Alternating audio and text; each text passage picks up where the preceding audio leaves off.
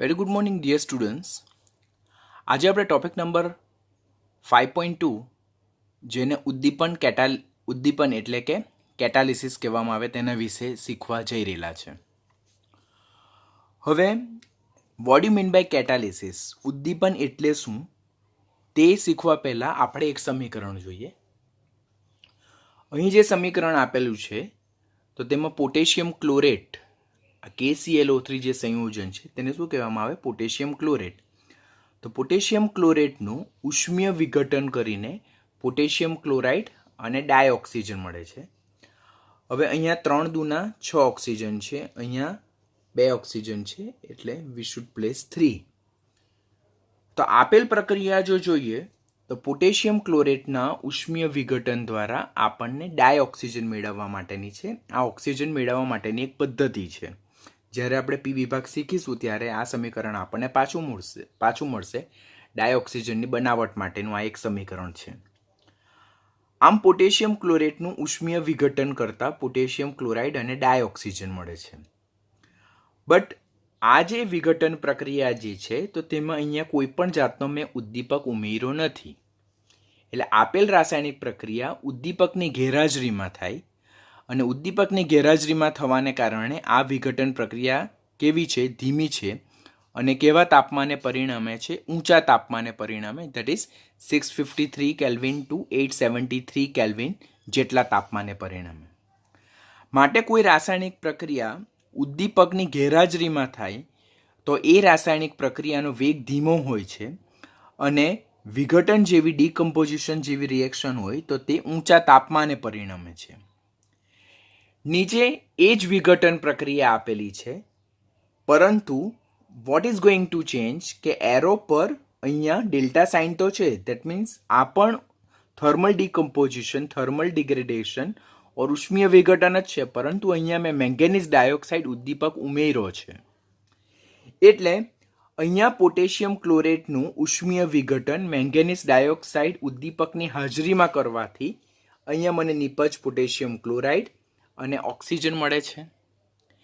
એટલે જ્યારે આ ઉષ્મીય વિઘટન પ્રક્રિયા મેંગેનીઝ ડાયોક્સાઇડ ઉદ્દીપકની હાજરીમાં કરવામાં આવે તો એ પ્રક્રિયા કેવી બને છે? ઝડપી બને છે. અને જે ઉપરોક્ત પ્રક્રિયામાં જે આપણને ટેમ્પરેચર જોઈએ તેના કરતાં કંઈક ઓછા તાપમાને પરિણમે છે. તો આમ આ બે એક જ સમીકરણને બે જુદા જુદા સંદર્ભમાં વિચારવામાં આવે તો પહેલું સમીકરણ ઉદ્દીપકની ગેરહાજરીમાં છે, બીજું સમીકરણ ઉદ્દીપકની હાજરીમાં છે, પ્રેઝન્સ ઓફ કેટાલિસ્ટ. ઉદ્દીપકની ગેરહાજરીમાં વિઘટન પ્રક્રિયા ધીમી છે, જ્યારે ઉદ્દીપકની હાજરીમાં વિઘટન પ્રક્રિયા કેવી છે? ઝડપી છે. તે ઊંચા તાપમાને પરિણમે ઉદ્દીપકની ગેરહાજરીમાં, જ્યારે ઉદ્દીપકની હાજરીમાં તે આની કમ્પેરિઝનમાં નીચા તાપમાને પરિણમે છે. આમ ઉદ્દીપક એટલે શું? તો ઉદ્દીપક એટલે એવા પદાર્થો કે જે રાસાયણિક પ્રક્રિયાનો વેગ વધારે છે. આપણે ઉપર જોઈએ ને કે પહેલું સમીકરણ એ ઊંચા તાપમાને પરિણમતું હતું અને એ પ્રક્રિયાનો વેગ ધીમો હતો, જ્યારે બીજું પ્રક્રિયા સમીકરણ એ કમ્પેરિઝનમાં ઓછા તાપમાને પરિણમતું હતું અને એનો પ્રક્રિયાનો વેગ વધારે હતો. માટે ઉદ્દીપક એટલે એવા પદાર્થો કે જે રાસાયણિક પ્રક્રિયાનો વેગ વધારે છે. હવે અહીંયાથી કોમ્પિટિટિવ લેવલનો ક્વેશ્ચન શું જનરેટ થાય કે પુરોગામી પ્રક્રિયાનો વેગ જ વધારે છે, તો ધેટ ઇઝ રોંગ. એ પુરોગામી અને પ્રતિગામી બંને પ્રક્રિયાનો વેગ એટલે કે દર સમાન રીતે વધારે છે. સ્ટેટમેન્ટ ટ્રુ અને ફોલ્સમાં ખાસ પૂછાય છે, યાદ રાખવાનું. તો catalyst are the substance which will increase the rate of reaction of both forward direction as well as the reverse direction. એટલે VF અને VR બંનેને સમાન રીતે વધારે છે. પ્રક્રિયાને પૂર્ણ થવા માટેનો સમય ઘટાડે. હવે જો ઉદ્દીપક પ્રક્રિયાનો વેગ વધારતો હોય તો પ્રક્રિયા પૂર્ણ થવા માટેનો જેટલો રિક્વાયર્ડ ટાઈમ છે તે ડેફિનેટલી શું થશે? ઘટશે. બરાબર. દળ અને સંગઠનના સંદર્ભમાં ફેરફારહીન રહે છે. એટલે કે ઉદ્દીપકને શરૂઆતમાં જેટલી માત્રામાં અને જેવો ઉમેરેલો હોય તેવું જ રાસાયણિક પ્રક્રિયાને અંતે તેટલી જ માત્રામાં અને તેવો જ કમ્પોઝિશન ધરાવતો પ્રાપ્ત થાય. આમ ઉદ્દીપક જે છે તો તે રાસાયણિક પ્રક્રિયાનો વેગ વધારે છે, પરંતુ રાસાયણિક પ્રક્રિયાને અંતે તેના દળ અને સંગઠનમાં કોઈ પણ જાતનો ફેરફાર થતો નથી. there is nowhere change in a composition and mass of the particular catalyst at the end of the chemical reaction. આમ રાસાયણિક પ્રક્રિયાને અંતે ઉદ્દીપકનું દળ અને સંઘટન બિગિનિંગમાં જે હોય તેવું જ આપણને જોવા મળે, એટલે પ્રક્રિયાને અંતે મૂળભૂત અવસ્થામાં પ્રાપ્ત થાય છે. It required in a less amount, એ ઓછી માત્રામાં જરૂરી છે, બરાબર. એ સ્વભાવે કેવો હોય છે? વિશિષ્ટ હોય, સ્પેસિફિક હોય છે. That is very most important point કે એ સંતુલન અચળાંક પર કોઈ પણ જાતનો અસર કરતો નથી. એટલે ઇક્વિલિબ્રિયમ કોન્સ્ટન્ટ, જેને આપણે સંતુલન અચળાંક કહે, that being unaffected by the effect of the catalyst, એટલે કે સંતુલન અચળાંક પર ઉદ્દીપકની કોઈ પણ જાતની અસર થતી નથી. આમ જો સંતુલન અચળાંક એ ઉદ્દીપકની ગેરહાજરીમાં અનઅફેક્ટેડ હોય તો ઉદ્દીપકની હાજરીમાં નિપજનું પ્રમાણ પણ વધતું નથી. આમ નિપજનું પ્રમાણ ઉદ્દીપકની અસરથી કેવું છે? સ્વતંત્ર છે. કોમ્પિટિટિવ લેવલનો, નીટ લેવલનો વેરી ઇમ્પોર્ટન્ટ ક્વેશ્ચન, બરાબર. કે આવો ક્વેશ્ચન પૂછાય કે ઉદ્દીપક એ સંતુલન અચળાંકનું મૂલ્ય વધારે છે તો ખોટું. ઉદ્દીપક એ સંતુલન અચળાંકના મૂલ્ય પર કોઈ પણ જાતની અસર કરતો નથી. માટે ઇક્વિલિબ્રિયમ કોન્સ્ટન્ટ જે છે તે ઉદ્દીપકની અસરથી સ્વતંત્ર છે અને એટલા માટે જ ઉદ્દીપકની હાજરીમાં આપણને નિપજનું પ્રમાણ વધારે મળતું નથી. જેટલું મળવાનું છે તેટલું જ મળવાનું છે. What is the role of catalyst here? It will just increase the rate of reaction, બરાબર. એ રાસાયણિક પ્રક્રિયાનો વેગ જ વધારશે, પ્રક્રિયાને પૂર્ણ થવા માટેનો સમય જ ઘટાડશે. ઉદ્દીપક ઉમેરવાથી આપણને નિપજ વધારે પ્રમાણમાં મળશે તો તે સ્ટેટમેન્ટ કેવું થશે? ખોટું થશે. આમ ઉદ્દીપકની સંતુલન અચળાંક પર કોઈ પણ જાતની અસર થતી નથી. સક્રિયકરણ ઉર્જા, જેને એક્ટિવેશન એનર્જી કહેવાય, તો ઉદ્દીપક ઉમેરવામાં આવે તો જે સક્રિયકરણ ઉર્જા જે છે, એક્ટિવેશન એનર્જી છે, તેમાં ઘટાડો થાય છે. એટલે કે સ્થિતિ ઉર્જા અંતરાલને શું કરે છે? નીચે લાવે છે. માટે પ્રક્રિયા કેવા સમયમાં પરિણમે છે? ઓછા સમયમાં પરિણમે છે. જો આપણે ગ્રાફને જોઈએ તો અહીંયા સ્થિતિ ઉર્જા વર્સિસ પ્રક્રિયાનો ગ્રાફ ડ્રો કરેલો છે, બરાબર. અને આ જે બેલ શેપ કર્વ જે છે તો that is called energy barrier, અને એક્ટિવેશન ઉર્જા કહેવાય, જેને સક્રિયકૃત ઉર્જા એટલે એક્ટિવેશન ઉર્જા, એને ઉર્જા અવરોધ પણ કહેવાય, એનર્જી બેરિયર પણ કહેવાય. તમે કાઇનેટિક ચેપ્ટર શીખશો, કેમિકલ કાઇનેટિક્સ, તો તેમાં એના વિશે લર્ન કરશો. સક્રિયકરણ ઉર્જા એટલે શું? તો રાસાયણિક પ્રક્રિયાને પરિણમવા માટે જરૂરી ઉર્જા, તેને સક્રિયકરણ ઉર્જા કહેવાય. જેટલું સક્રિયકરણ ઉર્જાનું મૂલ્ય વધારે તેટલું પ્રક્રિયાને પૂર્ણ થવા માટે વધારે સમય જોઈશે, એટલે પ્રક્રિયાનો વેગ ઓછો છે. જ્યારે આપણી પાસે અહીંયા બે કર્વ છે, બરાબર. ફર્સ્ટ બેલ શેપ કર્વ જે મોટો છે, જેનું સક્રિયકરણ ઉર્જાનું મૂલ્ય વધારે છે, એ જે છે તો તે ઉર્જા અવરોધ છે, જેને એનર્જી બેરિયર કહેવાય. That is in presence of catalyst, એટલે ઉદ્દીપકની હાજરીમાં આ જે ઈએ છે તેનું મૂલ્ય વધારે છે. એટલે ઉદ્દીપકની ગેરહાજરીમાં સક્રિયકરણ ઉર્જાનું મૂલ્ય વધારે છે, એટલે પ્રક્રિયા પૂર્ણ થવા માટે આપણને વધારે સમય જોઈશે, એટલે કે પ્રક્રિયાનો વેગ ઓછો હશે.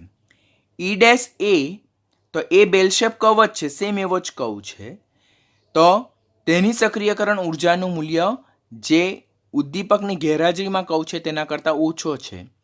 આમ ઉદ્દીપકની હાજરીમાં જે સક્રિયકરણ ઉર્જા જે છે, ઉર્જા અવરોધ જે છે તે ઘટે છે અને તે કેવો આવે છે? નીચો આવે છે. આમ અવરોધની ઊંચાઈ એ પ્રક્રિયાનો વેગ નક્કી કરવા માટેનું એક અગત્યનું કી ફેક્ટર છે, અગત્યનું પરિબળ છે. જેટલી અવરોધની ઊંચાઈ વધારે તેટલો પ્રક્રિયા વેગ કેવો? ઓછો, અને જેટલી અવરોધની ઊંચાઈ ઓછી તેટલો પ્રક્રિયા વેગ વધારે. ઉદ્દીપકની ગેરહાજરીમાં અવરોધની ઊંચાઈ વધારે છે એટલો પ્રક્રિયા વેગ ઓછો છે, અને ઉદ્દીપકની હાજરીમાં અવરોધની ઊંચાઈ ઓછી છે, માટે પ્રક્રિયાનો વેગ વધારે છે. આમ ઉદ્દીપક જે છે તો તેની પ્રેઝન્સ હોવાથી આ જે સક્રિયકરણ ઉર્જા છે, ઉર્જા અવરોધ છે, એનર્જી બેરિયર છે, તેની ઊંચાઈ ઘટે છે અને પરિણામે પ્રક્રિયા વેગ વધે છે, એટલે કે પ્રક્રિયા ઝડપથી ઓછા સમયમાં પૂર્ણ થાય છે. તો આ પોઈન્ટ પણ યાદ રાખવાનું કે ઉદ્દીપક જે છે તો તે સક્રિયકરણ ઉર્જાના મૂલ્યમાં ઘટાડો કરે. સક્રિયકરણ ઉર્જાનો મૂલ્યમાં ઘટાડો કરે એટલે એનર્જી બેરિયર ઘટે. એનર્જી બેરિયર ઘટે એટલા માટે પ્રક્રિયાનો વેગ વધે, ને પ્રક્રિયાનો વેગ વધે એટલે પ્રક્રિયા ઓછા સમયમાં ઝડપથી પૂર્ણ થાય છે. આમ ઉદ્દીપક એ સક્રિયકરણ ઉર્જાને ઘટાડે છે અને રાસાયણિક પ્રક્રિયાનો વેગ વધારે અને પ્રક્રિયાને ઓછા સમયમાં પરિણમવા માટે સક્ષમ બનાવે છે. આપણે અત્યારે જોયું કે equilibrium constant being unaffected by the presence of catalyst, એટલે કે સંતુલન અચળાંક પર ઉદ્દીપકની કોઈ જાતની અસર થતી નથી. એટલે નિપજનું પ્રમાણ જે છે તે ઉદ્દીપકની અસરથી સ્વતંત્ર છે. એટલે ઉદ્દીપક ઉમેરવાથી સંતુલન અચળાંકમાં કોઈ ફેરફાર થતો નથી, નિપજના પ્રમાણમાં કોઈ વધારો નથી થતો. એટલે એ બંને ઉદ્દીપકની અસરથી સ્વતંત્ર છે. બીજા કયા ફેક્ટર છે કે જે ઉદ્દીપકની અસરથી સ્વતંત્ર છે?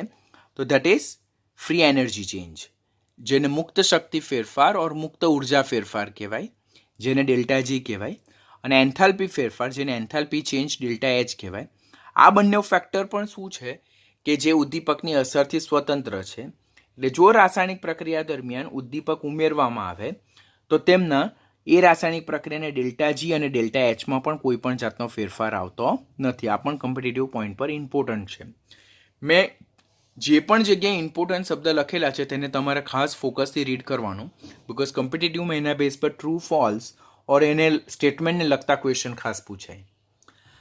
બર્ઝેલિયસ નામના વૈજ્ઞાનિકે 1835માં રાસાયણિક પ્રક્રિયાના વેગ પર ઉદ્દીપકની અસર જોયેલી અને તેમણે સૌ પ્રથમ ઉદ્દીપક પર્યાય આપેલો હતો.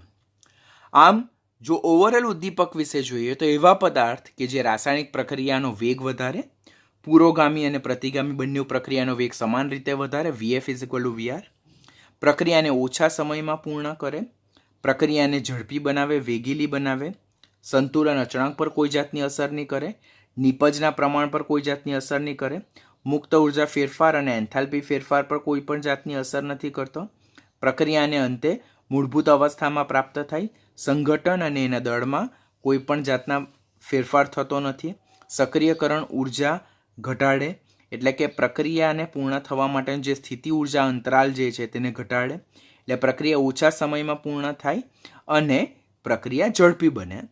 તો that is the key important point about the catalyst. એટલે ઉદ્દીપક માટેના ઇમ્પોર્ટન્ટ પોઈન્ટ્સ હતા. હવે there are certain substances which will either increase or decrease the catalytic action of the catalyst. એટલે અમુક પદાર્થો જે છે તે આ ઉદ્દીપકનું જે ઉદ્દીપકીય જે કાર્ય છે તેને ક્યાં ઘટાડે ક્યાં વધારે, તો એના બેઝ પરથી પહેલો સબસ્ટન્સ જે છે તો દેટ ઇઝ કેટાલાઇટિક પોઈઝન, જેને ઉદ્દીપકીય વિષ ઓર ઝેર કહેવાય. તો કેટાલાઇટિક પોઈઝન એટલે શું, ઉદ્દીપકીય ઝેર એટલે શું? તો catalytic poison are the substance which will decrease the activity of the catalyst or they will inhibit the activity of the catalyst.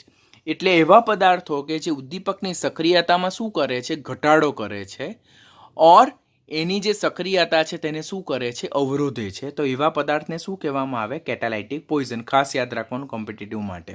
આના ઉદાહરણ પર ફોકસ કરવાનું તમારે કે નીચેનામાંથી કયું ઉદ્દીપકીય ઝેર છે, કયું ઉદ્દીપકીય પ્રવર્ધક છે, ઉદ્દીપકીય ઝેર એટલે શું, ઉદ્દીપકીય પ્રવર્ધક એટલે શું, તે એવા ક્વેશ્ચન પૂછાશે. તો ઉદ્દીપકીય ઝેર એટલે શું, ઉદ્દીપકનો રોલ શું છે, રાસાયણિક પ્રક્રિયાનો વેગ વધારવાનો, પ્રક્રિયાને ઝડપી બનાવવાનું, પ્રક્રિયાને ઓછા સમયમાં પૂર્ણ કરવાનું. That is a role of catalyst. હવે અમુક પદાર્થો જો હાજર હોય તો ઉદ્દીપકની આ જે સક્રિયતા છે તે અવરોધાય છે. એટલે ઉદ્દીપકનું આ કાર્ય જે છે તો તે ઇન્હિબિટ થાય. તો એને કારણે ઉદ્દીપક ઉમેરવાનો કોઈ પર્પઝ ફૂલફિલ થતો નથી. તો this substance are harmful to the catalyst. એટલે રાસાયણિક પ્રક્રિયા માટે આ જે પદાર્થોની હાજરી છે તો તે કેવી છે, નુકસાનકારક છે. તેના ઉદાહરણ શું? તો આપણે 9મા ધોરણથી હેબર પદ્ધતિ વિશે થોડું ઘણું ભણતા આવ્યા છે કે હેબર પદ્ધતિ એ એમોનિયાના ઉત્પાદન માટે વપરાતું રાસાયણિક પદ્ધતિ છે, જેમાં લોખંડનો ભૂકો એ કેટાલિસ્ટ તરીકે વર્તે છે. પરંતુ જો પ્રક્રિયા દરમિયાન એ રાસાયણિક પ્રક્રિયા દરમિયાન ડાયહાઇડ્રોજન સલ્ફાઇડ ઓર હાઇડ્રોજન સલ્ફાઇડ ઓર કાર્બન મોનોક્સાઇડ જો હાજર હોય તો એ જે આ Fe ઉદ્દીપક છે તેનું ઉદ્દીપકીય કાર્યમાં અવરોધ લાવે અને એનું જે કેટાલાઇટિક એક્શન છે તેને ઇન્હિબિટ કરે. માટે હાઇડ્રોજન સલ્ફાઇડ ઓર કાર્બન મોનોક્સાઇડ જે છે તો તે આયન ઉદ્દીપક માટે શું છે? કેટાલાઇટિક પોઈઝન તરીકે વર્તે, ઉદ્દીપકીય ઝેર તરીકે વર્તે. તો ક્વેશ્ચન પૂછાય નીચેનામાંથી હેબર પદ્ધતિમાં આયન ઉદ્દીપક માટે કયો પદાર્થ ઉદ્દીપકીય ઝેર તરીકે વર્તે? તો that is hydrogen sulphide or carbon monoxide. તો એ પહેલો પોઈન્ટ તમારે યાદ રાખવાનો. સેકન્ડ વિધિ આપણે સંપર્ક વિધિ, સલ્ફ્યુરિક એસિડ છે તેના ઉત્પાદન માટે વપરાય. તો સંપર્ક વિધિ દ્વારા પણ જો આપણે સંપર્ક વિધિ કે જે સલ્ફ્યુરિક એસિડની બનાવટ માટે વપરાય તો તેમાં પણ આપણે પ્લેટિનાઇઝ એસ્બેસ્ટોસ એટલે કે પ્લેટિનમનો ઉદ્દીપક તરીકે ઉપયોગ કરીએ.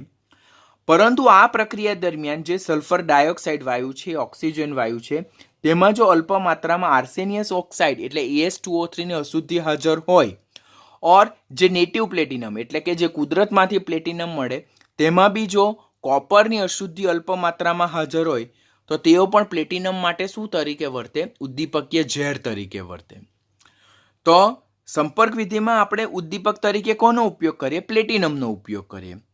પરંતુ રાસાયણિક પ્રક્રિયા દરમિયાન સલ્ફર ડાયોક્સાઇડ ઓર ઓક્સિજન જેવા વાયુમાં જો આર્સેનિયસ ઓક્સાઇડની અશુદ્ધિ નેટિવ એટલે પહેલેથી જ જો હાજર હોય ઓર કુદરતી પ્લેટિનમ જે આપણે કુદરતમાંથી પ્લેટિનમ મેળવીએ તેમાં જો પહેલેથી જ જો કોપરની અશુદ્ધિ જો હાજર હોય તો આ આર્સેનિયસ ઓક્સાઇડ અને કોપરની અશુદ્ધિ જે છે તો તે પ્લેટિનમ માટે શું તરીકે વર્તે? ઉદ્દીપકીય ઝેર તરીકે વર્તે. પરિણામે પ્લેટિનમને આપણે ઉમેરેલો શા માટે? ઉદ્દીપક તરીકે, રાસાયણિક પ્રક્રિયાનો વેગ વધારવા માટે. પરંતુ જો આર્સેનિયસ ઓક્સાઇડ અને કોપરની અશુદ્ધિ હોય તો they will inhibit the catalytic action of the platinum. એટલે પ્લેટિનમનું ઉદ્દીપકીય કાર્ય જે છે તે અવરોધાશે. માટે રાસાયણિક પ્રક્રિયાના વેગ પર એની માઠી અસર થશે, આડઅસર થશે, નેગેટિવ ઇફેક્ટ આવશે. માટે હાલના સમયમાં સંપર્ક વિધિમાં પ્લેટિનમની જગ્યાએ આપણે કોનો ઉપયોગ કરીએ છીએ? વેનેડિયમ પેન્ટોક્સાઇડનો ઉપયોગ કરીએ છીએ. તો આ પોઈન્ટ યાદ રાખવાનો કે પહેલાંના સમયમાં પ્લેટિનમ વપરાતું હતું પણ હવે પ્લેટિનમની જગ્યાએ કોનો ઉપયોગ થાય? વેનેડિયમ પેન્ટોક્સાઇડ. બિકોઝ પ્લેટિનમ એક તો it's a costly native metal or જેને આપણે ઉમદા ધાતુ કહીએ તો ઇટ્સ અ કોસ્ટલીયર મેટલ.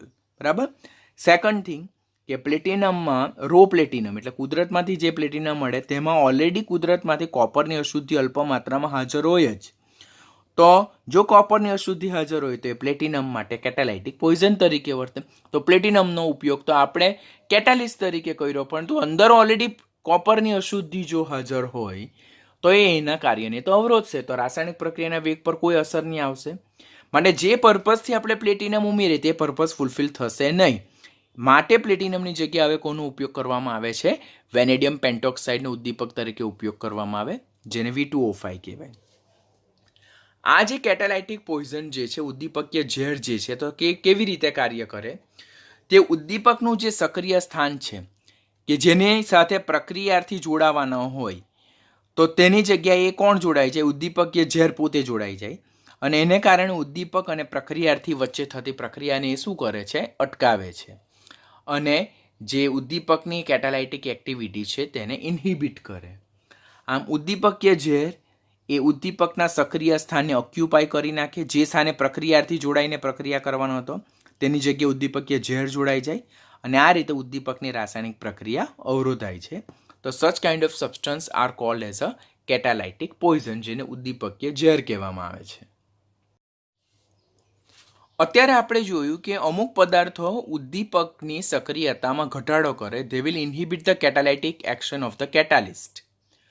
પરંતુ અમુક પદાર્થ એવા છે કે જે ઉદ્દીપકની સક્રિયતામાં વધારો કરે એટલે ઉદ્દીપકના ઉદ્દીપન કાર્યમાં પણ પાછો they will provide the potential એટલે કે એને વેગીલી બનાવે. ઉદ્દીપકની જે ઉદ્દીપકીય પ્રક્રિયા છે તો એ આપણા માટે ડેફિનેટલી બેનિફિશિયલ હશે. તો such kind of substance are called as a catalytic promoters જેને ઉદ્દીપકીય પ્રવર્ધક કહેવાય. જે ઉદ્દીપકની સક્રિયતામાં વધારો કરે પરિણામે જે પ્રક્રિયાનો વેગ છે તે વધારે ઝડપથી બનશે અને પ્રક્રિયા ઓછા સમયમાં સંપૂર્ણ થશે. પ્રમોટર્સ જે છે તો જે આ ઉદ્દીપક છે તેની જે સરફેસ છે, સપાટી છે તેને રફ બનાવે અને જેને એ જે સપાટી જે છે તો તેના પર ફ્રી વેલેન્સી એટલે મુક્ત સંયોજકતા વધે અને જેને કારણે એડઝોર્પ્શન એટલે કે અધિશોષણની માત્રા વધશે અને પ્રક્રિયાનો વેગ પણ શું થશે? વધશે. આપણે જોયેલું હતું કે એક્ટિવેશન ઓફ ધ એડઝોર્બન્ટ, કે અધિશોષકનું એક્ટિવેશન કેવી રીતે કરી શકાય. તો પ્રોવાઈડ ધ રફનેસ એટલે કે સપાટીને ખરબચડી, લીસી સપાટી કરતાં ખરબચડી સપાટીમાં અધિશોષણ વધારે થાય બિકોઝ ફ્રી વેલેન્સી વધી જાય. અધિશોષણ વધી જાય સપાટી પર તો પ્રક્રિયાનો વેગ પણ શું થાય છે, વધી જાય છે. તો એ કયા પ્રવર્ધક છે? તો હેબર પદ્ધતિ જે છે, તો હેબર પદ્ધતિનું જ ઉદાહરણ આપણે લાસ્ટમાં કેટાલાઇટિક પોઈઝન જોયું હેબર પદ્ધતિમાં. તો તેમાં H2S અને કાર્બન મોનોક્સાઇડ એ ઉદ્દીપકીય ઝેર તરીકે વર્તતા હતા. કોના માટે? લોખંડના ભૂકા માટે. પરંતુ હેબર પદ્ધતિમાં જે લોખંડનો ભૂકો આપણે ઉદ્દીપક તરીકે ઉમેરીએ અને એમાં જો મોલિબ્લેડેનમ હાજર હોય ઓર એડ કરીએ તો એ મોલિબ્લેડેનમ કયા તરીકે વર્તે છે? પ્રવર્ધક તરીકે વર્તે છે. તો ક્વેશ્ચન પૂછે હેબર વિધિમાં ઉદ્દીપક તરીકે કોણ વપરાય? તો તે લોખંડનો ભૂકો. પછી કેટાલાઇટિક પોઈઝન તરીકે કોણ વર્તે? તો H2S and CO, that is hydrogen sulphide and carbon monoxide. પ્રવર્ધક તરીકે કોણ વર્તે? તો that is મોલિબ્લેડેનમ. બરાબર. અર્લિયરના જે સમય હતો એટલે પ્રિવિયસલી મોલિબ્લેડેનમ પ્રવર્ધક એટલે કે પ્રમોટર તરીકે વર્તો હતો, કે જે આ Fe જે છે લોખંડનો ભૂકો છે તેની ઉદ્દીપકની પ્રક્રિયામાં વધારો કરતો હતો. હાલના સમયમાં ડાયપોટેશિયમ ઓક્સાઇડ એટલે K2O અને એલ્યુમિનિયાનું જે મિશ્રણ છે તે પ્રવર્ધક તરીકે વપરાય. તો MCQમાં યાદ રાખવાનું કે જ્યારે તમારી પાસે ઓપ્શનમાં મોલિબ્લેડેનમ અને બીજા ઓપ્શનમાં K2O અને Al2O3 હોય તો ત્યારે તમે મોલિબ્લેડેનમને ઇમ્પોર્ટન્સ ન આપતા આને ઇમ્પોર્ટન્સ આપશો. પણ જો ત્રીજો ઓપ્શન એવો હોય કે મોલિબ્લેડેનમ પણ અને K2O અને Al2O3 પણ, તો એ ત્રીજો ઓપ્શનને મહત્ત્વ આપવાનું. પરંતુ આઈધર મોલિબ્લેડેનમ ઓર આ મિશ્રણ બેમાંથી એક સિલેક્ટ કરવાનું. તો હાલના સમયને આપણે પ્રેફરન્સ આપીને this will be our correct answer. તો પ્રિવિયસલી મોલિબ્લેડેનમ પ્રમોટર તરીકે વર્તતો હતો કે જે ઉદ્દીપકની સક્રિયતામાં વધારો કરે. હાલના સમયમાં પોટેશિયમ ઓક્સાઇડ K2O અને એલ્યુમિનિયાનું મિશ્રણ જે છે તો તે પ્રમોટર તરીકે વર્તે જે Feની ઉદ્દીપકીય પ્રક્રિયામાં વધારો કરે છે. તો such kind of substance are called as a catalytic promoters, જેને ઉદ્દીપકીય પ્રવર્ધક કહેવામાં આવે. So now will discuss the type of catalysis, જેને ઉદ્દીપનના પ્રકાર કહેવાય. જનરલી ઉદ્દીપનના બે મુખ્ય પ્રકાર છે, સમાંગ ઉદ્દીપન અને વિસમાંગ ઉદ્દીપન, જેને આપણે નેક્સ્ટ લેક્ચરમાં જોઈશું. તે પહેલાં જે ટોપિક આપણી ટેક્સ્ટબુકમાં નથી આપેલા તેના વિશે આપણે લર્ન કરી લઈએ. તો ઉદ્દીપનના અન્ય પ્રકારમાં ઉદ્દીપનના મુખ્યત્વે બે પ્રકાર, સમાંગ ઉદ્દીપન અને વિસમાંગ ઉદ્દીપન, તે આપણે નેક્સ્ટ લેક્ચરમાં જોવાના છે બિકોઝ એ લેન્ધી ટોપિક છે. પણ અત્યારના જે પ્રમોટર અને પોઈઝન સાથે બીજા બે આપણે ટોપિક જે ક્લબ કરી શકીએ તો તે પોઝિટિવ કેટાલિસિસ, જેને ઘન ઉદ્દીપન કહેવામાં આવે, નેગેટિવ કેટાલિસિસ, જેને ઋણ ઉદ્દીપન કહેવામાં આવે, ઓટો કેટાલિસિસ, જેને સ્વયં ઉદ્દીપન કહેવામાં આવે, અને ઇન્ડ્યુસ કેટાલિસિસ, જેને પ્રેરિત ઉદ્દીપન કહેવામાં આવે. આમ ઉદ્દીપનના જો પ્રકાર જોઈએ તો 6 પ્રકાર: સમાંગ ઉદ્દીપન, વિસમાંગ ઉદ્દીપન, ઘન ઉદ્દીપન, ઋણ ઉદ્દીપન, સ્વયં ઉદ્દીપન અને પ્રેરિત ઉદ્દીપન.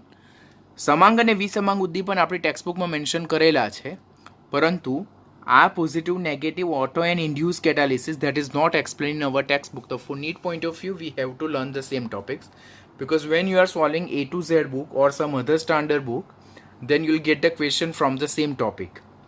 તો આપણે આ ટોપિકને અગાડી સોલ્વ કરીએ. તો અહીંયા એક ટેબલ જેવું ફોર્મ કર્યું છે. તો તેમાં ફર્સ્ટ કોલમ જે છે તો that is a type of catalysis, ઉદ્દીપનનો પ્રકાર દર્શાવેલો છે. સેકન્ડ કોલમમાં રાસાયણિક પ્રક્રિયાનો વેગ ઓર દર આપેલું છે, that is a rat or speed of the chemical reaction. Third કોલમમાં સક્રિયકરણ ઉર્જા, જેને એક્ટિવેશન એનર્જી ઓર આપણે લાસ્ટમાં એનર્જી બેરિયર વિશે લર્ન કર્યા, તો તે એનર્જી બેરિયર જે છે. અને ફોર્થ વન જે તે એક્ઝામ્પલ છે. પહેલું ઉદ્દીપન જે છે જેને આપણે પોઝિટિવ કેટાલિસિસ કહીએ, જેને ઘન ઉદ્દીપન કહેવામાં આવે. ઘન ઉદ્દીપન એટલે શું? કે જે ઉદ્દીપન દરમિયાન રાસાયણિક પ્રક્રિયાનો વેગ ઓર દરમાં વધારો થાય છે, એટલે કે rate or the speed of the chemical reaction is going to increase. અને જો રેટ ઓર સ્પીડ કેમિકલ રિએક્શનની જો વધતી હોય તો સાથે સાથે સક્રિયકરણ ઉર્જા ડેફિનેટલી ઘટતી હોય. બિકોઝ સક્રિયકરણ ઉર્જાવાળા ટોપિકમાં આપણે અત્યારે જોયું કે ઉદ્દીપક સક્રિયકરણ ઉર્જા અંતરાલને નીચો લાવે છે અને રાસાયણિક પ્રક્રિયાનો દર એ સક્રિયકરણ ઉર્જાના વ્યસ્ત પ્રમાણમાં છે. એટલે સક્રિયકરણ ઉર્જા જો ઘટતી હોય તો ડેફિનેટલી રાસાયણિક પ્રક્રિયાનો વેગ વધતો હશે, અને જે પ્રક્રિયા દરમિયાન, જે ઉદ્દીપન પ્રક્રિયા દરમિયાન સક્રિયકરણ ઉર્જા ઘટે, રાસાયણિક પ્રક્રિયાનો વેગ ઓર દર ઓર સ્પીડ ઓર રેટ વધતું હોય તો તે પ્રકારના ઉદ્દીપનને પોઝિટિવ કેટાલિસિસ એટલે કે ઘન ઉદ્દીપન કહેવામાં આવે. તેના ઉદાહરણ કયા કયા છે? જેમ કે હાઇડ્રોજન પેરોક્સાઇડ. જો પ્લેટિનમ ઉદ્દીપક હોય તો હાઇડ્રોજન પેરોક્સાઇડનું વિઘટન થઈને H2O અને O2 મળે. દેટ મીન્સ હાઇડ્રોજન પેરોક્સાઇડનો વિઘટન પ્લેટિનમની હાજરીમાં શું થાય છે? વધે છે. એટલે પ્લેટિનમ જો ઉદ્દીપક તરીકે હાજર હોય તો તે હાઇડ્રોજન પેરોક્સાઇડની જે ઉદ્દીપન પ્રક્રિયા છે તેને પોટેન્શિયલ પ્રોવાઈડ કરે, એટલે એના વિઘટન પ્રક્રિયાનો દર વધારે છે. તો હાઇડ્રોજન પેરોક્સાઇડનું સરળતાથી વિઘટન થઈ જાય છે. આ ક્વેશ્ચન નીટમાં પૂછાયેલો છે, યાદ રાખજો. સેકન્ડ, વનસ્પતિ તેલનું હાઇડ્રોજનની હાજરીમાં ઉદ્દીપકીય હાઇડ્રોજનેશન કરવામાં આવે તો તેમાં નિકલ ઉદ્દીપક, તો તે પણ આ રાસાયણિક પ્રક્રિયાનો દર વધારે છે. પછી કાર્બન મોનોક્સાઇડ અને હાઇડ્રોજન એટલે જળવાયુની નિકલ ઉદ્દીપકની હાજરીમાં જો પ્રક્રિયા કરીને મિથેન વાયુ મેળવવામાં આવે તો તેમાં નિકલ પણ આ જે રાસાયણિક પ્રક્રિયા છે તેનો વેગ વધારે છે. અને સલ્ફર ડાયોક્સાઇડની નું ઉદ્દીપકીય ઓક્સિડેશન થઈને સલ્ફર ટ્રાયોક્સાઇડ મેળવવામાં આવે, તેમાં નાઇટ્રિક ઓક્સાઇડ ઓર વેનેડિયમ પેન્ટોક્સાઇડનો ઉદ્દીપકનો જો ઉપયોગ કરવામાં આવે તો તે પણ આ રાસાયણિક પ્રક્રિયાનો વેગ વધારે છે. આમ પ્લેટિનમ, નિકલ અને nitrogen monoxide, nitric oxide, vanadium pentoxide, તો they will provide the positive catalysis in such chemical reaction. તો હવે અહીંયાથી ક્વેશ્ચન આપણને નીટ લેવલનો કયો પૂછાય કે ઘન ઉદ્દીપન એટલે શું? ઘન ઉદ્દીપન દરમિયાન રાસાયણિક પ્રક્રિયાના વેગમાં શું ફેરફાર થાય, સક્રિયકરણ ઉર્જામાં શું ફેરફાર થાય, અને નીચેનામાંથી કયું પોઝિટિવ કેટાલિસિસ ઓર ઘન ઉદ્દીપનનું ઉદાહરણ છે? તો આટલા આપણે યાદ રાખવાના. જનરલી ઘણા બધા આવે, પણ આપણે આટલા યાદ રાખશું તો તે પણ ઘણું બધું છે. That's also enough now. Second one જે છે તો negative catalysis. Negative catalysis that is totally opposite of positive catalysis. એટલે ઋણ ઉદ્દીપન જે છે તો તે ધન ઉદ્દીપનથી ટોટલી વિરુદ્ધ છે. ધન ઉદ્દીપન દરમિયાન રાસાયણિક પ્રક્રિયાનો વેગ વધે છે, જ્યારે ઋણ ઉદ્દીપન દરમિયાન રાસાયણિક પ્રક્રિયાનો વેગ ઘટે છે.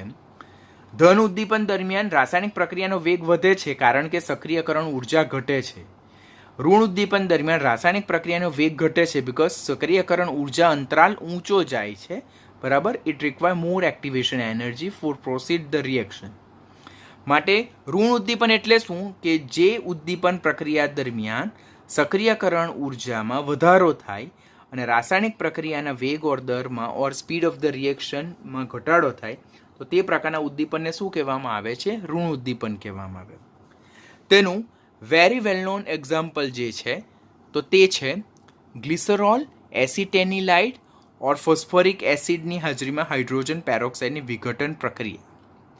આપણને ખબર છે કે હાઇડ્રોજન પેરોક્સાઇડ, આ ક્વેશ્ચન નીટમાં પૂછાયેલો છે. પહેલો ક્વેશ્ચન ત્યાં પ્લેટિનમ જોયું કે પ્લેટિનમ જે છે તો હાઇડ્રોજન પેરોક્સાઇડની વિઘટન પ્રક્રિયાનો દર વધારે છે, એટલે એ શું છે? પોઝિટિવ કેટાલિસિસનું ઉદાહરણ છે.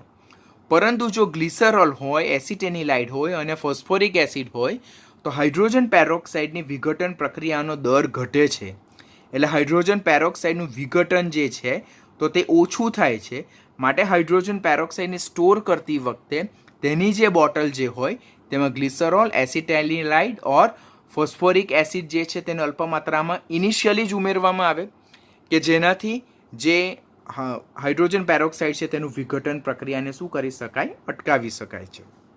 એટલે અહીંયા હું H2O2 લખું, બરાબર, અને 2H2O પ્લસ O2 આ હાઇડ્રોજન પેરોક્સાઇડનું વિઘટન પ્રક્રિયાનું સમીકરણ છે. હવે જો હું અહીંયા ગ્લિસરોલ મૂકું, ક્યાં પછી હું અંદર એસિટેનિલાઇડ મૂકું ઓર ક્યાં હું ફોસ્ફોરિક એસિડ મૂકું તો આ બધા એ નેગેટિવ કેટાલિસ્ટ તરીકે વર્તે. એટલે આ વિઘટન પ્રક્રિયા છે તેનો દરને શું કરે છે? એ ઘટાડે છે. એટલે હાઇડ્રોજન પેરોક્સાઇડનું વિઘટન ધીમું પડે અને હાઇડ્રોજન પેરોક્સાઇડને લાંબો સમય સુધી આપણે સ્ટોરેજ બોટલમાં સંગ્રહ કરી શકીએ છીએ. તો ક્વેશ્ચન પૂછાશે તમને. આ ઓલરેડી 11th સ્ટાન્ડર્ડનું હાઇડ્રોજન ચેપ્ટરનું નીટનો ક્વેશ્ચન છે કે હાઇડ્રોજન પેરોક્સાઇડ વિઘટન પ્રક્રિયાનો દર ઘટાડવા માટે એમાં શું ઉમેરવામાં આવે તો ગ્લિસરોલ, એસિટેનિલાઇટ, ફોસ્ફોરિક એસિડ, યુરિયા બી તમે એડ કરી શકો. તે હાઇડ્રોજન પેરોક્સાઇડનું વિઘટન પ્રક્રિયાનો દર ઘટાડે and they will act like a negative catalyst. પણ જો પ્લેટિનમ અહીંયા હાજર હોય તો પ્લેટિનમ એ જે વિઘટન પ્રક્રિયા છે તેનો દર વધારશે અને પોઝિટિવ કેટાલિસ્ટ તરીકે વધશે. તો first example of negative catalyst. Second જે છે પેટ્રોલ જે છે બરાબર, ફ્યુલ આપણે વ્હીકલમાં ફ્યુલ તરીકે ઉપયોગમાં લઈએ તો તેમાં ટેટ્રાઇથાઇલ લેડ જો ઉમેરવામાં આવે તો એ એન્ટી નોકિંગ એજન્ટ તરીકે વર્તે અને જે પેટ્રોલની નોકિંગ પ્રોસેસ જે છે તેને ઘટાડે છે અને તે પણ કયા તરીકે વર્તે છે, ઋણ ઉદ્દીપક તરીકે વર્તે. What you mean by knocking તો એ ઓલરેડી મેં તમને એન્વાયરમેન્ટલ કેમિસ્ટ્રીમાં શીખવેલું છે કે એન્જિનમાં જેટલું નોકિંગનો પ્રોબ્લેમ ઓછો તેટલું એન્જિનની કાર્યક્ષમતા સારી અને વ્હીકલ સ્મૂથનેસ સારી રહી, વ્હીકલને ચલાવવાનું ઇઝી રહી છે. તો તે પણ આપણે યાદ રાખવાનું કે ટેટ્રાઇથાઇલ લેડ, હિયર ઇટ ઇઝ 4. તો ટેટ્રાઇથાઇલ લેડ તો તે પેટ્રોલમાં ઉમેરવામાં આવે તો એન્ટી નોકિંગ એજન્ટ તરીકે વર્તે અને જે પેટ્રોલની નોકિંગ પ્રોસેસને ઘટાડે ને ઋણ ઉદ્દીપક તરીકે વર્તે. ત્રીજું એક્ઝામ્પલ જે છે તો તે સોડિયમ સલ્ફાઇડનું ઓક્સિજનની હાજરીમાં સોડિયમ સલ્ફેટમાં રૂપાંતર થાય છે. એટલે કે સોડિયમ સલ્ફાઇડને જો હવામાં ખુલ્લો રાખવામાં આવે તો એ વાતાવરણમાંના ઓક્સિજનની હાજરીમાં એ સોડિયમ સલ્ફેટમાં રૂપાંતર પામે. એટલે કે સલ્ફાઇડને આપણે લાંબો સમય સુધી સ્ટોર નહીં કરી શકીએ. પણ જો અંદર આ જે સોડિયમ સલ્ફાઇડ છે તેમાં જો આપણે આલ્કોહોલ ઉમેરીએ તો એ આલ્કોહોલ ઋણ ઉદ્દીપક તરીકે વર્તે અને આ જે સોડિયમ સલ્ફાઇડ છે તેનું સલ્ફેટમાં થતું ઓક્સિડેશન પ્રક્રિયાના દરને ઘટાડે. એટલે આપણે આને લાંબો સમય સુધી સ્ટોર કરી શકીએ. એટલે સલ્ફાઇડનું સલ્ફેટમાં થતું ઓક્સિડેશન અટકાવવા માટે આલ્કોહોલનો ઉપયોગ આપણે ઋણ ઉદ્દીપક તરીકે કરીએ છીએ. Are you getting what I am saying? ઋણ ઉદ્દીપક શું છે કે જે રાસાયણિક પ્રક્રિયાનો દર ઘટાડે છે. એટલે આપણે કોઈક પ્રક્રિયાના દરને ઘટાડવો આપણા માટે ફાયદાકારક હોય, બેનિફિશિયલ હોય ત્યારે કોનો ઉપયોગ કરવાનો? ઋણ ઉદ્દીપક. જેમ કે અહીંયા જોયું, મારે સલ્ફાઇડનું સલ્ફેટમાં રૂપાંતર નથી જોઈતું તો ત્યારે અંદર હું આલ્કોહોલ ઉમેરીશ. આલ્કોહોલ ઋણ ઉદ્દીપક તરીકે વર્તે જે સલ્ફાઇડનું સલ્ફેટમાં થતું ઓક્સિડેશન ઘટાડશે. મારે હાઇડ્રોજન પેરોક્સાઇડ, અહીંયા ફર્સ્ટ એક્ઝામ્પલ જોયું, હાઇડ્રોજન પેરોક્સાઇડનું વિઘટન મારે નથી જોઈતું because I want to store it four long period of time. તો ત્યારે હું અંદર આ બધાને નેગેટિવ કેટાલિસ્ટ તરીકે એડ કરીશ કે જે આ રાસાયણિક પ્રક્રિયાનો દર ઘટાડશે અને જેથી હાઇડ્રોજન પેરોક્સાઇડને લાંબો સમય સુધી સ્ટોર કરી શકાશે. અને લાસ્ટ વન છે that is also very important equation for NEET exam. ખાસ ધ્યાન રાખજો, અહીંયા જેટલા બી એક્ઝામ્પલ લખેલા છે તેટલા example you have to learn any how.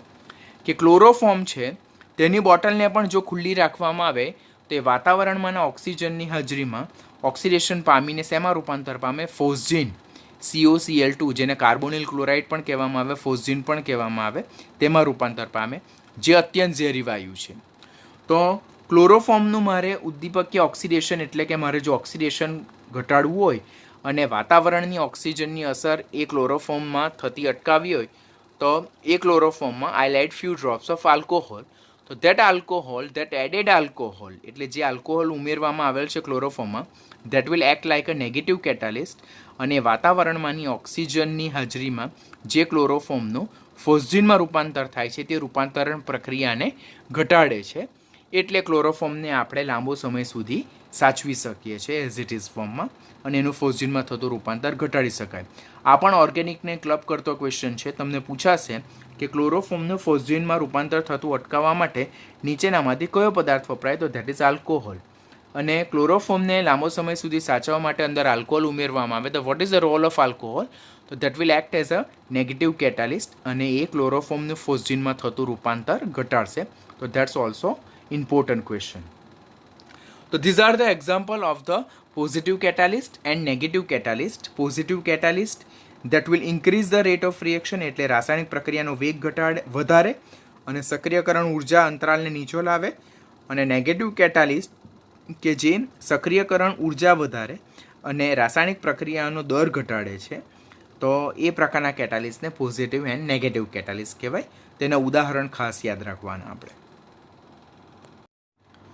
Third one જે છે જેને ઓટોકેટાલિસિસ और એને સ્વયંભૂ ઉદ્દીપન और સ્વયં ઉદ્દીપન કહેવામાં આવે.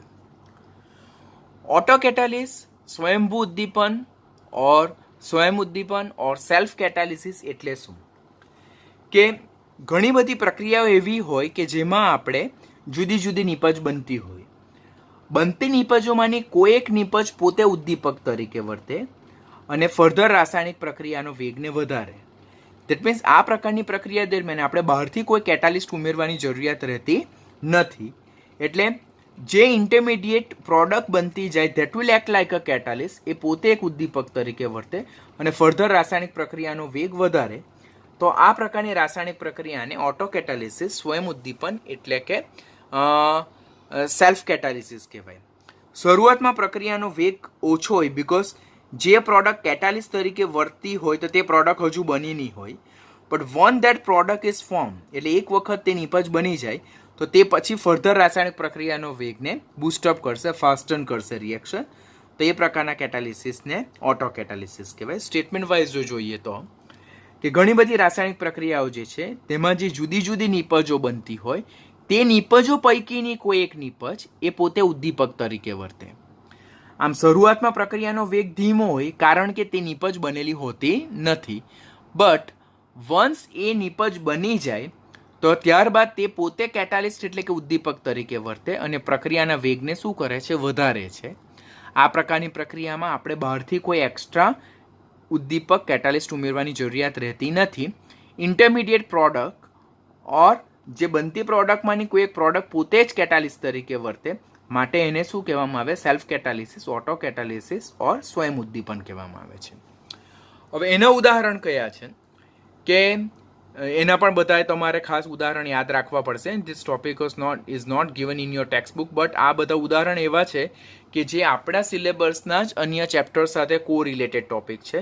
તો નીટની એક્ઝામમાં હંમેશા એવા ટોપિક પર ફોકસ કરવામાં આવે કે જે ટેક્સ્ટ બુકના જ અન્ય ચેપ્ટર સાથે કો રિલેટેડ હોય. કે જેમ કે પી વિભાગમાં જ આપણે આ સમીકરણ પાછું જોવાના છે કે જ્યારે કોપરના પર HNO3 એટલે કે નાઇટ્રિક એસિડ રેડવામાં આવે તો ત્યારે શરૂઆતમાં પ્રક્રિયા ખૂબ ધીમી હોય, પરંતુ જેમ જેમ સમય પસાર થાય તેમ પ્રક્રિયાનો વેગ વધી જાય. તો આપણને એમ થાય કે સર એવું કેમ થાય? શરૂઆતમાં કેમ પ્રક્રિયાનો વેગ ધીમો હોય ને પછી કેમ પ્રક્રિયા વધી જાય? તો શરૂઆતમાં નાઇટ્રસ એસિડની બનેલો હોય, પણ જેમ કોપરની HNO3 સાથે ફર્ધર પ્રક્રિયા થાય તો એ પ્રક્રિયા દરમિયાન HNO3માંથી HNO2 નાઇટ્રસ એસિડ બને અને એ બનતો નાઇટ્રસ એસિડ જે છે તો પોતે ઉદ્દીપક તરીકે વર્તે અને એ પ્રક્રિયાને કેવી બને? વેગીલી બનાવે, ઝડપી બનાવે. બિકોઝ એ જે HNO2 જે છે પ્રક્રિયામાં HNO2 નાઇટ્રસ એસિડ તે પોતે કયા તરીકે વર્તે છે? સેલ્ફ કેટાલિસ્ટ તરીકે વર્તે છે. તો આપણે ખ્યાલ રાખવાનું કે કોપરની HNO3 સાથે પ્રક્રિયા થાય, ક્વેશ્ચન આવી રીતે પૂછાય તો શરૂઆતમાં પ્રક્રિયાનો વેગ વધે છે, પરંતુ after certain period of time પ્રક્રિયાનો વેગ શરૂઆતમાં પ્રક્રિયાનો વેગ ઓછો હોય, પરંતુ એ સમય પસાર થાય તેમ પ્રક્રિયાનો વેગ વધી જાય. તો એના માટે જવાબદાર પરિબળ કયું? તો એના માટે જવાબદાર પરિબળ સેલ્ફ કેટાલિસિસ. કોને લીધે પ્રક્રિયાનો વેગ વધી જાય? બનતા HNO2 જેને નાઇટ્રસ એસિડ કહેવાય તેને લીધે. તે પોઈન્ટ યાદ રાખશું. પછી સેકન્ડ એક્ઝામ્પલ છે ઇથાઇલ એસિટેટનું જળ વિભાજન. તો this is one kind of ester. તો એસ્ટરનું જળ વિભાજન થતાં આપણને એસિડ અને આલ્કોહોલ મળે. એટલે ઇથાઇલ એસિટેટનું જ્યારે જળ વિભાજન કરવામાં આવે તો ત્યારે એમાંથી એસિટિક એસિડ અને ઇથેનોલ બને. આ જે જળ વિભાજન એટલે કે હાઇડ્રોલિસિસ પ્રક્રિયાનો વેગ શરૂઆતમાં ધીમો છે, પરંતુ after certain period of time the rate of reactions will be very fast because the product acetic acid form એટલે જે એસિટિક એસિડ ફોર્મ થાય છે તે પોતે કયા તરીકે વર્તે? સ્વયં ઉદ્દીપક તરીકે વર્તે કે જે ફર્ધર હાઇડ્રોલિસિસ પ્રક્રિયાના વેગને શું કરે છે? વધારે છે. તો ક્વેશ્ચન પૂછાય કે જ્યારે ઇથાઇલ એસિટેટનું હાઇડ્રોલિસિસ થાય તો ત્યારે નીચેનામાંથી કોઈ સેલ્ફ કેટાલિસ્ટ તરીકે વર્તે? તો તે એસિટિક એસિડ છે. ઓર ઇથાઇલ એસિટેટની રાસાયણિક પ્રક્રિયા જળ વિભાજન પ્રક્રિયાનો વેગ શરૂઆતમાં ધીમો હોય પછીથી એ વધી જાય, તો એના માટે જવાબદાર ફેક્ટર કોણ? તો જવાબદાર factor acetic acid which will act like a auto catalyst એટલે કે સ્વયં ઉદ્દીપક. થર્ડ ઉદાહરણ નાઇટ્રોગ્લિસરીનનું વિઘટન કરતાં પણ નાઇટ્રોજનના ઓક્સાઇડ મળે, જેઓ પણ પાછળથી પ્રક્રિયાને ઉદ્દીપિત કરે અને તેઓ પોતે સેલ્ફ કેટાલિસ્ટ તરીકે વર્તે. પછી એવી જ રીતે બીજું એક ઉદાહરણ જે છે તો પ્રેક્ટિકલ પોઈન્ટ ઓફ વ્યૂ જે પણ યાદ રાખવાનું જેના પર આપણે ખાસ નજર નથી હોતી અને નીટની એક્ઝામમાં જેઈની એક્ઝામમાં પૂછાય છે કે same question was ask for one time in JEE exam કે જ્યારે મંદ સલ્ફ્યુરિક એસિડની હાજરીમાં ઓક્ઝેલિક એસિડના દ્રાવણનું KMnO4 વડે ટાઇટ્રેશન કરવામાં આવે તો ત્યારે શરૂઆતમાં KMnO4નો જે જાંબલી રંગ છે ઓર ગુલાબી રંગ છે તે ધીમે ધીમે ઝાંખો થાય. એટલે શરૂઆતમાં KMnO4 એટલે પોટેશિયમ પરમેંગેનેટનો જે રંગ છે તો એ ધીમે ધીમે ઝાંખો થાય, બરાબર.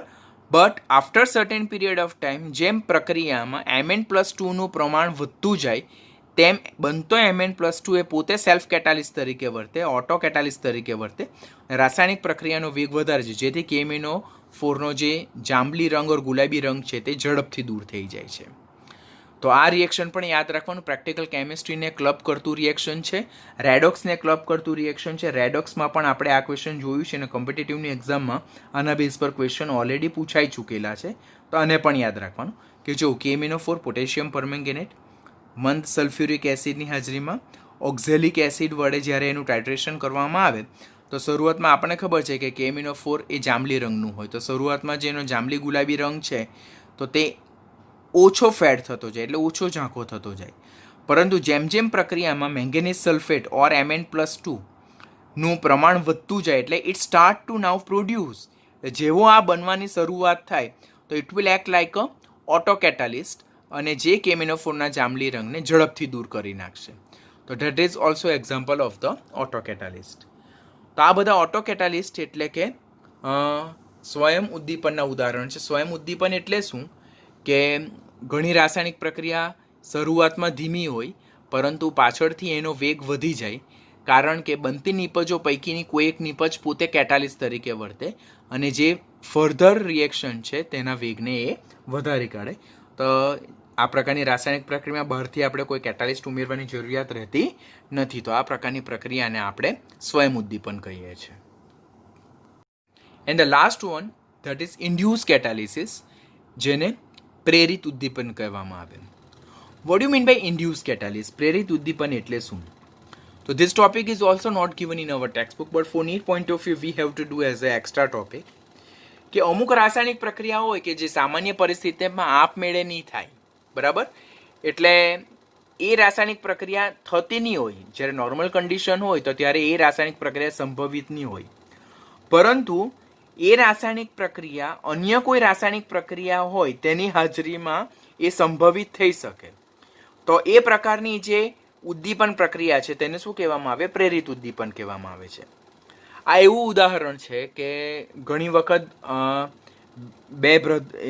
બે બ્રધર હોય તો તેમાં એકલો કોઈ એક ભાઈ હોય તો તે વાંચતો નહીં હોય, પરંતુ એની સાથે જ્યારે એના કોઈ એલ્ડર બ્રધરને મમ્મી કે આપણા પેરેન્ટ્સ બેસાડે કે તું ભાઈ સાથે બેસ, તો પેલો નાનો ભાઈ જે છે તો તે રમવાની જગ્યાએ ઓટોમેટિકલી વાંચવાનું સ્ટાર્ટ કરી દે. તો એને that's a one kind of induce કેટાલિસ.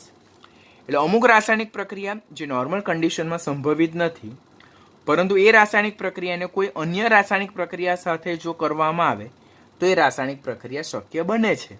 તો એ પ્રકારની ઉદ્દીપન પ્રક્રિયાને પ્રેરિત ઉદ્દીપન એટલે કે ઇન્ડ્યુસ કેટાલિસિસ કહેવામાં આવે, કે જેનું વેલ નોન એક્ઝામ્પલ છે. પ્રેક્ટિકલ કેમિસ્ટ્રીના જ બંને પોઈન્ટ છે, ઉદાહરણ ખાસ યાદ રાખજો. કે આ પોઈન્ટ પર આપણે પછી જોઈએ, પહેલાં સમીકરણ જોઈએ. તો સોડિયમ આર્સેનાઇટનું દ્રાવણ છે તેનું ઓક્સિજનની હાજરીમાં ઓક્સિડેશન જે છે તો તે સંભવિત નથી. એટલે જ્યારે સોડિયમ આર્સેનાઇટના દ્રાવણમાં જો હવા પસાર કરવામાં આવે તો સોડિયમ આર્સેનાઇટનું ઓક્સિડેશન નહીં થાય.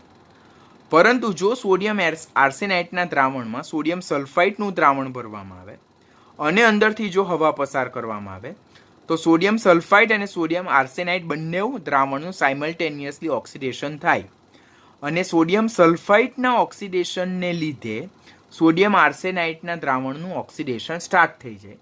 માટે આ જે સોડિયમ આર્સેનાઇટનું દ્રાવણ જે છે, બરાબર, તો સોડિયમ આર્સેનાઇટનું દ્રાવણનું ઓક્સિડેશન સોડિયમ સલ્ફાઇટના દ્રાવણના ઓક્સિડેશનને લીધે થાય. તો તેને શું કહેવાય? Induce catalysis.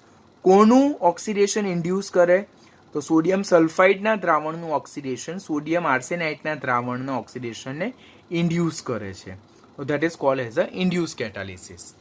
તો જોઈએ તો સોડિયમ આર્સેનાઇટના દ્રાવણ જે છે તેનું હવાની હાજરીમાં જો ઓક્સિડેશન કરવામાં આવે તો એ થતું નથી, પરંતુ જો સોડિયમ આર્સેનાઇટ પ્લસ સોડિયમ સલ્ફાઇડના દ્રાવણમાંથી જો હવા પસાર કરવામાં આવે તો બંનેના દ્રાવણનું સાયમલ્ટેનિયસલી ઓક્સિડેશન થશે. આમ સોડિયમ સલ્ફાઇડનું ઓક્સિડેશન એ સોડિયમ આર્સેનાઇટના ઓક્સિડેશનને શું કરશે? પ્રેરિત કરશે. માટે sodium sulphide that will induce the catalytic oxidation of the sodium arsenate solution. That is example number 1. Example number 2 કે ઓક્ઝેલિક એસિડ છે, તો આ ઓક્ઝેલિક એસિડ વડે જ્યારે mercury chloride that is HgCl2 નું જો રિડક્શન કરવામાં આવે તો that process is slow in nature. પરંતુ આ ઓક્ઝેલિક એસિડ વડે જો KMnO4 નું રિડક્શન કરવામાં આવે તો that is speedy reaction. એટલે આપણી પાસે ઓક્ઝેલિક એસિડ બંને રિડક્શન પ્રોસેસમાં ઓક્ઝેલિક એસિડ કોમન છે.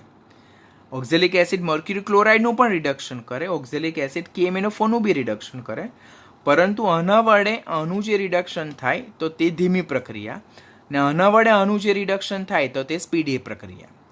એટલે આનું જો રિડક્શનને મારે ઝડપી બનાવવું હોય તો આ બંનેનું દ્રાવણ સાથે લેવાનું, અને આ બંનેનું દ્રાવણ સાથે લઈને પછી આના વડે જો આ બંનેનું ઓક્સિડેશન કરવામાં આવે તો આનું રિડક્શન પ્રોસેસ ઝડપી બની જાય. તો that is called as a induce catalyst. એટલે કે જો મર્ક્યુરી ક્લોરાઇડ બરાબર ને KMnO4 ના મિશ્રણમાં ઓક્ઝેલિક એસિડ જો ઉમેરવામાં આવે તો બંને દ્રાવણનું રિડક્શન સાયમલ્ટેનિયસલી થશે. આમ KMnO4 નું રિડક્શન એ મર્ક્યુરી ક્લોરાઇડના રિડક્શનને શું કરશે? ઇન્ડ્યુસ કરશે, પ્રેરિત કરશે. Are you getting what I am saying?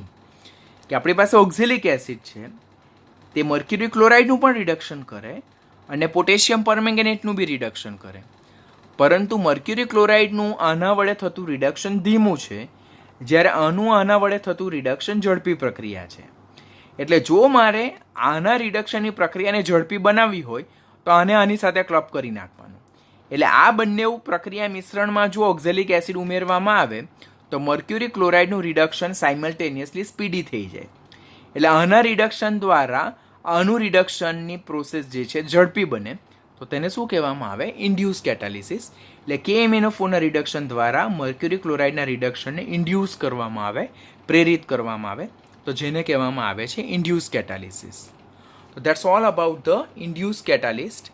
એટલે અમુક પ્રક્રિયાઓ જે સામાન્ય પરિસ્થિતિમાં નહીં થતી હોય, પરંતુ જો અન્ય પરિસ્થિતિઓને એટલે કે અન્ય રાસાયણિક પ્રક્રિયાને જો એમની સાથે મિક્સ કરવામાં આવે, ક્લબ કરવામાં આવે, જોડવામાં આવે, તો તે જે પ્રક્રિયાઓ જે ઇન્ડિવિજ્યુઅલી નહીં થતી હોય પણ એ બીજી પ્રક્રિયાની હાજરીમાં એ પોતે શક્ય બની શકતી હોય, તો એ પ્રકારની પ્રક્રિયાને આપણે પ્રેરિત ઉદ્દીપન કહેવામાં આવે.